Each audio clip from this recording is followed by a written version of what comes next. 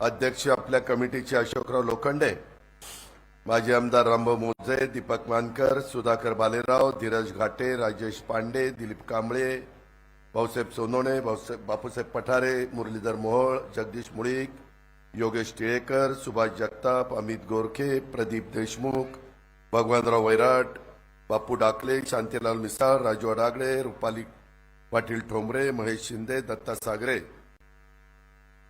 महानगरपालिकेचा आणि शासनाचा उपस्थित असणारा सर्व अधिकारी वर्ग, सर्व आज क्रांतिगुरू लहुजी वस्ताद साळवेंच्या स्मारकाच्या भूमिपूजनाच्या निमित्तानं आलेले सगळे माझे बंधू भगिनी, पत्रकार मित्र, विविध राजकीय पक्षाचे उपस्थित असणारे सर्वच मान्यवर आणि माझ्या तरुण मित्रांनो, आज आद्य क्रांतिगुरू लहुजी वस्ताद साळवे यांच्या स्मारकाचा भूमिपूजन सोहळा होतोय, ही अतिशय आनंदाची बाब आहे। अशोकरावांनी सुरुवातीला सांगितलं की त्याला किती वेगवेगळ्या प्रकारच्या अडचणी आल्या, अनेकांनी आपापल्या परीनं ती अडचण दूर करण्याच्या करता प्रयत्न केला, परंतु वेळ यावी लागते आणि ती वेळ आजची आपल्याला सगळ्यांना पाहायला मिळाली।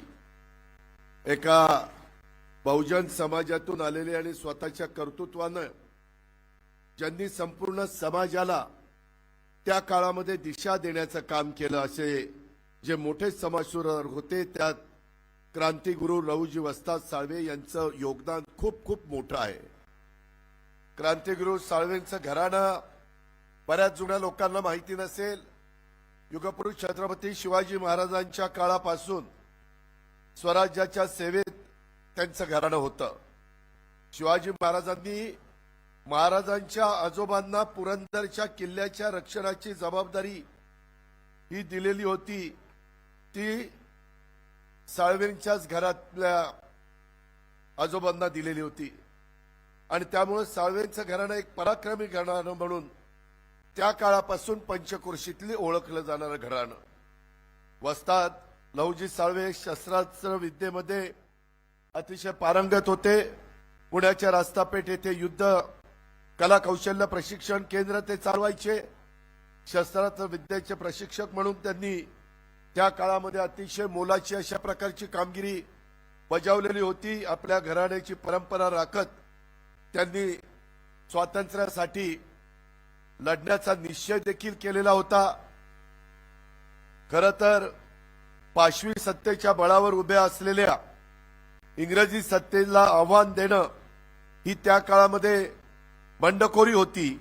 अमानुष सत्तेला आव्हान देत त्याविरुद्ध लढायचं असेल, शस्त्र चालवण्याच्या पटाईत तरुणांची अशा बंडाला आवश्यकता असे आणि हे त्यांनी त्या काळामध्ये ओळखलं आणि अशा तरुणांना प्रशिक्षण द्यायचं हे लहुजी वस्तादांनी ठरवलं आणि हे तरुण त्यांनी घडवले।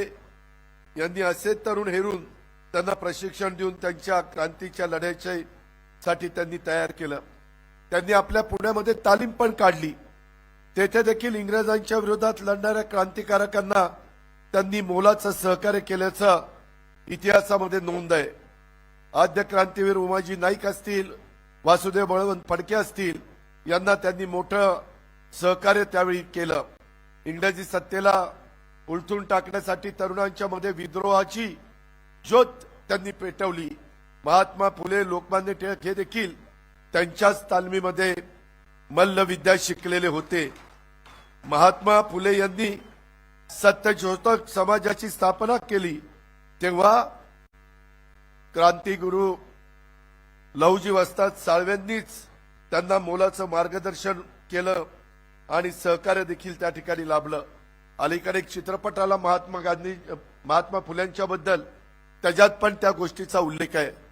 अशा एका थोर पुरुषाचं त्यांच्या नावाला साजेल अशा प्रकारचं भव्य दिवस स्मारक व्हावं आणि ते देखील आपल्या पुण्याच्या नदीच्या काठी व्हावं, एवढी आता महत्वाची जागा विक्रम कुमारांना मला सांगायचंय की कुठल्याही परिस्थितीत आता स्वतः मुख्यमंत्र्यांनी तिथं टिकाव टाकलेला आहे। काम तेवढ्याच तडफेनी, तेवढ्याच गतीनं, तेवढंच दर्जेदार हे झालं पाहिजे त्याच्यामध्ये पुढच्या पिढीला एक अभिमान वाटेल, आनंद वाटेल, अशा पद्धतीनं हे एकंदरीत स्मारक सर्वांना सातत्याने प्रेरणा देत राहील. मित्रांनो, पुणे हे देशाचं विचाराचं केंद्र आहे. आज देखील पुण्याची शिक्षणाबाबतची जगभरात ओळख आहे. पुण्याची ओळख आपल्याला जपावी लागणार आहे. पुण्यातील चुकीच्या गोष्टी आपल्याला काही करून थांबवाव्या लागणार आहेत.